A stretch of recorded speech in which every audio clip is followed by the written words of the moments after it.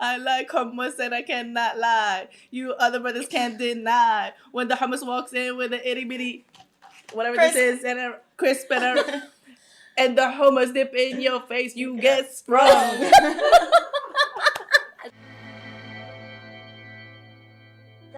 Hey guys, how are you doing? This is the Lovin Show. I'm of course joined by Shireen. Hello. And this week we are joined by an author, a TV chef extraordinaire. You may know her as Cooking with Zahra, but it's Zahra Abdalla. Well done. Hi Well guys. done.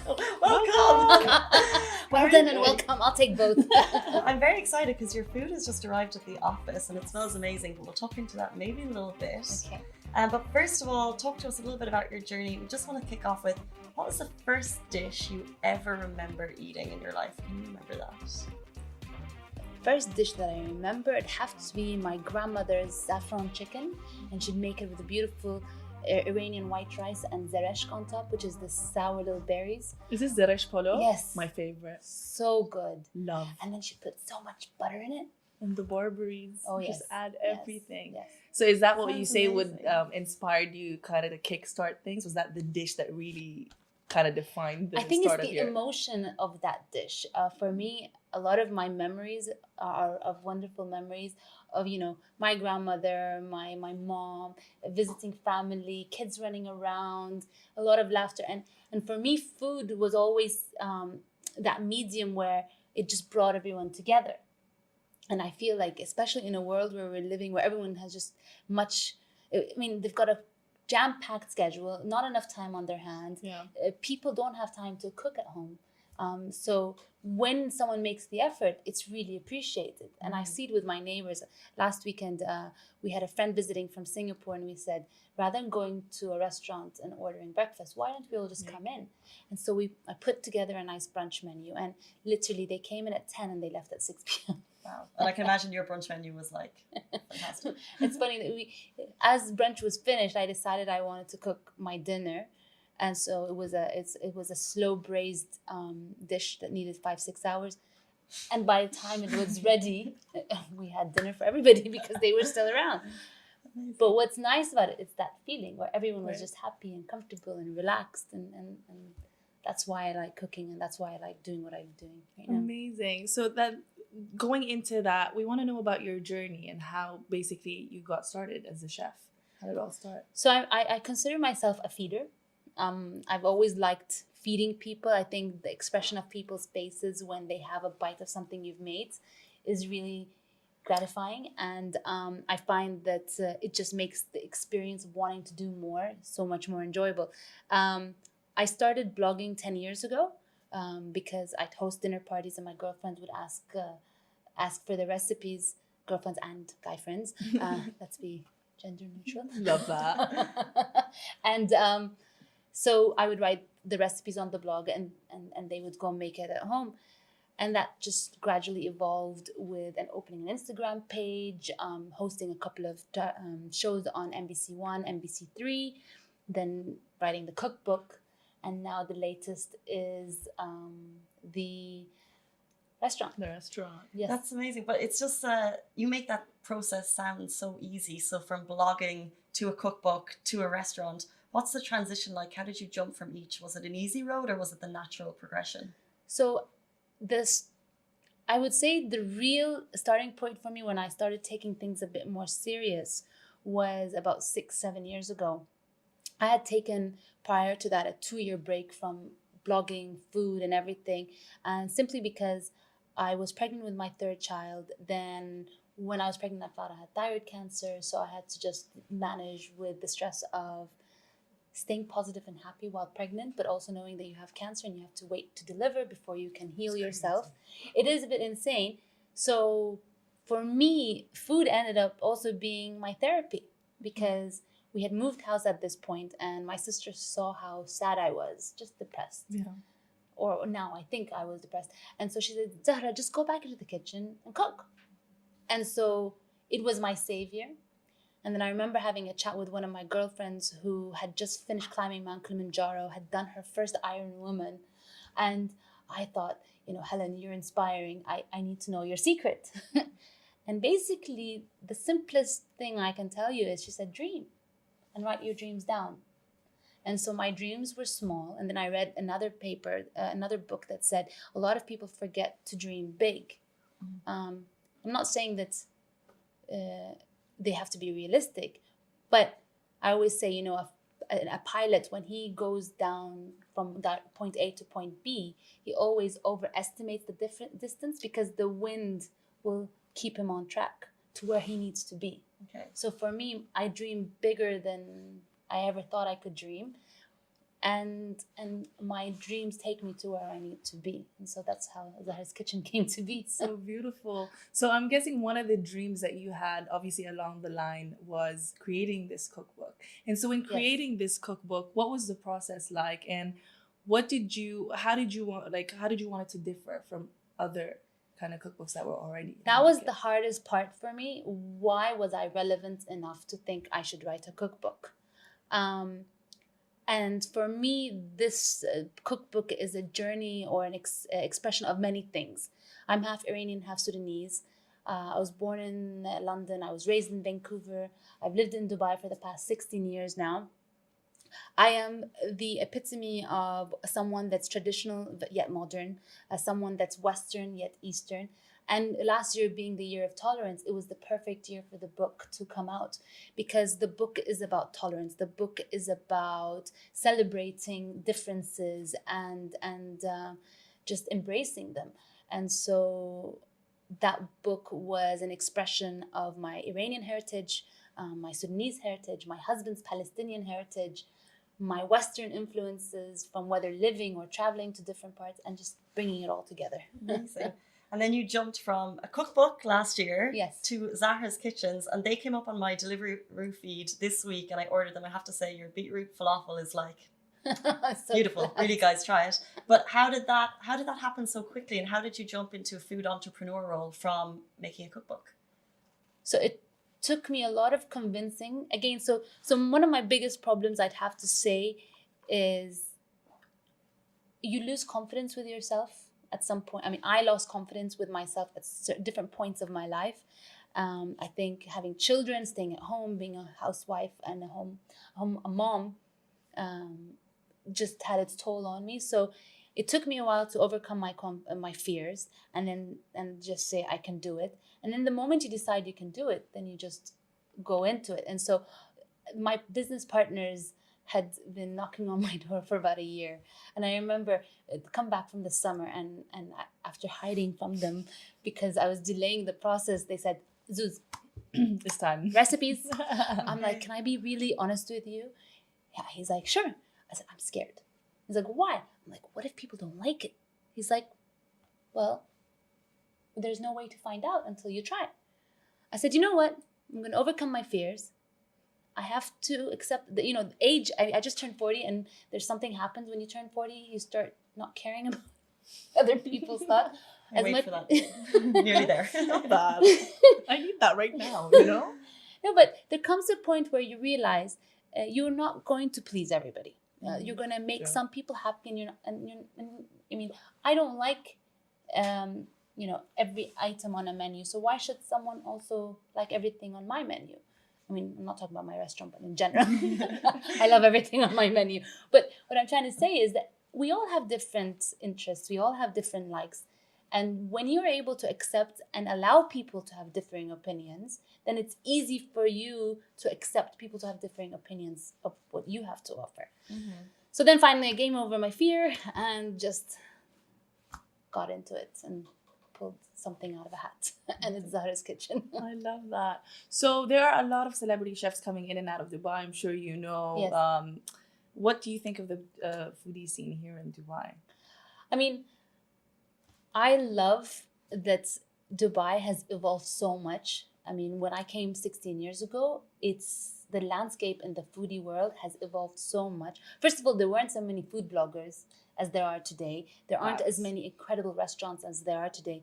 And I feel like with all these celebrity chefs coming in, they are bringing some know-how, some knowledge, some inspiration, some creativity into the city. Sure. And then inspiring, the next generation or inspiring the city to kind of like step up their game. But I have to say, I went through a phase where I loved the Michelin star restaurant scene. Yeah. But now I've actually stepped back to really caring more about the quality of the ingredients, where they're originating from, how ethical they are, how sustainable they are. I feel like, especially with with the whole Greta, I can never say her last name. Thunberg. Yeah. You know, it took a 13-year-old to give me an aha moment to say, you know what, she's got something there. Yeah. Maybe we need to reflect, and maybe we need to use that conversation and kind of talk about it, and be also responsible to how we're raising our children and how we're helping them go forward.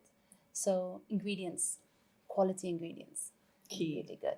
And we talked just about, you mentioned like Michelin star restaurants, and obviously Zahra's Kitchen is, we can't go and eat there, it's just on delivery, right? So would you ever like to see kind of your name in lights at a restaurant in Dubai?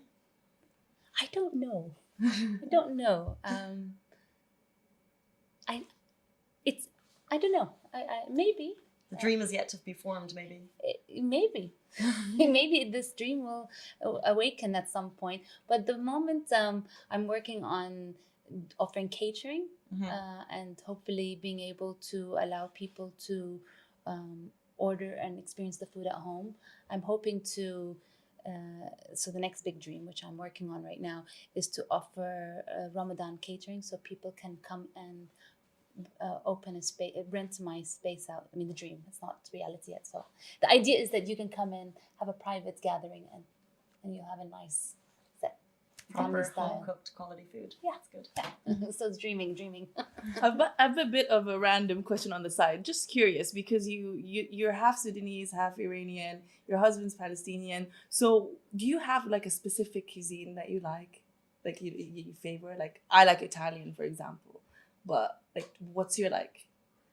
So if I was go-to? craving, Yeah, like what's the most that you crave in cuisine? Like, is it mostly Iranian Asian food? food. Asian food? Asian food, like a Interesting. nice Korean, I think it's called the bulgogi. How do you say it? I can never say it. It's that beef, the Korean beef that's a bit sweet and salsa. Beef bulalo. Yeah. The Filipino. I don't know. Is it Filipino? Yeah. Oh, okay. I think so. But also I think the- inspired by Spanish dishes, I guess, something like that, something of the sort. Is it bulalo? Is that what you're talking about? I don't know, but there's a Korean beef dish. Bulgogi. Bulgogi. Thank you. Yeah. We have the same Yes, taste in food, yes. I'm realizing. I love, and the reason why I think I like that dish is because I love dishes, and I'm like getting hungry. I want I to. can actually smell her food is here. I'm smelling it. I love Me the too. process of eating a bulgogi where you get the lettuce and you put the meat in. But it's the beautiful. sweetness and the saltiness, saltiness and yeah. that combination just is insane. And actually, a lot of the food in Zahra's kitchen is inspired by this combination of sweetness and saltiness and sourness. So Can't it's wait the to Middle try. Eastern umami. Can't wait to try that in a bit. And what about like food trends? Because I was checking your menu and I'm getting hungry thinking about it, but you have a lot of kind of vegan. Yes. Is that a food trend? Is it a food fad? Or how do you incorporate those into your menu? Or do you think you only take things that you kind of are like sustainable that will stay? The way the menu was inspired is, I think, very much by how our family lifestyle is. We go through fads or phases. Sometimes we just want to be fully protein, and sometimes we want to be fully vegan and plant-based. And I thought, I don't want to be one or the other. I want to be all-inclusive. And so the restaurant's menu offering is a very inclusive is an inclusive menu. And I always, so the salads are modifiable. So for example, everything is either vegan or vegetarian, the starting point. And then you can add your grain. And if you're gluten intolerant, you can use quinoa, add quinoa or green lentils. Nice, customize as you go. Yeah, if you want to be you just want to be protein focused, you can add some lentils. And then we've got our protein variations, which are chicken, fish, pulled lamb, which is incredible, the beetroot falafel that you love, and dukkha crusted tofu. Okay. So here we've got something for mix. everyone. Okay. Yeah. And so it's allowing people to modify, to be inclusive, and it's really interesting. It wasn't intended to be vegan, but I'm looking at people's orders, and it's really interesting how people are modifying with a lot of the vegan options, and how the vegan variations are actually quite popular. It's really increasing. It is. So yeah. Interesting. So I've got another fun question that we usually ask people. Since you're a chef, what's your dream dinner table situation? So like we 3 people that are alive that you'd want to kind of have dinner with or prepare some of So I'm a Zahra's nerd at kitchen heart. food. Okay. I would love. Okay, inspire. Okay, so under the Tuscan sun, you know that scene where they're all sitting outside in a beautiful garden with those like lights. I'm not nice. familiar with that movie. Yes. Is that a movie? Yeah, it's a great movie. I'm like, is that a I've just movie? showed my I age. just to make I just sure. showed my age. I don't think I've seen the movie, but I can picture it in my head. I don't know why. Maybe I've seen like a still for it or something. It's one of those like really like romantic. Like a okay yeah, but rom-com. yeah, rom-com, but you don't need to be. It's for me. It just feels like it's that perfect setting where you are you're mindful, you are present, you're enjoying the wind blowing, you're enjoying the lights, you're enjoying the candle lights, you're enjoying the atmosphere and the space, and then you're allowed to enjoy your company. Mm-hmm. So setting is really important for me. See Yeah, I that? like that. Specifics. Yeah, and nothing like over the top, like using the nature's beauty to decorate it. So if it's lemons and artichokes or Oh. nature's whatever, so it's very very rustic, very like Very rustic, Okay. yeah. yeah. And I would have Edward Said. Oh wow. Yes, that's the nerd in me. So Nice. Can I you give me a little rundown? okay. So I studied political science, and I thought I was going to be Amal Clooney. Oh my god, why not? Sky's the limit. I was going to be Add like it a on. human rights lawyer working in United Nations. So Edward Said is he's a professor.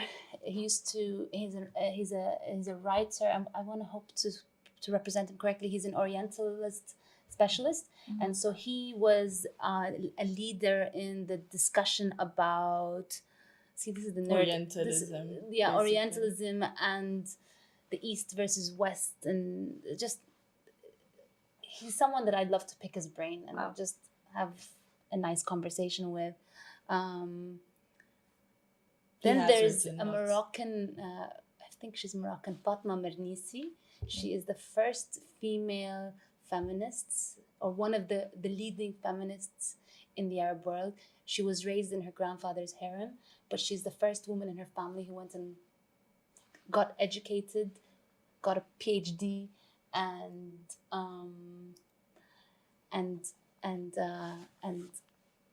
led women's rights in the region. And then I'd like Snoop Dogg. Just I to love this have table. that balance. So she's really gonna walk out of this dream dinner situation feeling so fulfilled. Like you'll get all your Just because I theories think from he'd Edward. lighten everything up and he'd make sure it doesn't go. Absolutely. And are you cooking or are you sitting? I'm cooking and sitting. Okay. And if I can squeeze an extra person, it would have to be Oprah, just because I'm obsessed with her. There we go. A Amazing. full-on dinner moment. See, that's an interesting one. Oh my god, she even planned the setting and everything. She's like rustic. We'll have Snoop Dogg, Edward Said, and I love this. The Moroccan setting lawyer. edition. Guys, I should have told you at the start, we're going to play a great game. oh yeah. Which is called Hummus or Dare. But before we do, just what are your plans for 2020? Yes. Before we get into Hummus or Scare. Oh, 2020. Make sure everybody gets a taste of Zahra's kitchen. So order. And if you don't live close by, just drive close by and order. Like that plan? Love that. I have a lot of plans, and I'm leaving them in here for now. Okay, I'm sorry okay. if I'm not That's fine. So sharing. we'll see I love them this. come to fruition. You want hopefully, everyone to throughout the year. taste. Yes. Zahra's. Okay, I'm going to get the food. So we will now start our game called. Again, Casey and I really thought hard and thoroughly about the name of this game, Hummus or Dare. You see, like we really pulled out all the wits to come up with this name. And of course, we have Zahra's Kitchen fresh beetroot hummus. Yes. Along with some chips. Yes. So you've got, So we've this got is- beetroot. So this is beetroot, and then this is the Parsley. cumin spiced parsnip with date molasses. Date molasses. So it's Wow. got a bit of the Gulf flavor in it with the date molasses in it. I'm excited to try that So, for yeah. sure. I better get the hummus and not the dare. So what the game is basically, yes, we'll each pick a piece of paper from this box. If you get hummus, Color. you just eat the hummus. You dip Yes. it in. This If color not- is like It's beautiful, isn't You could wear it, no? it? Right?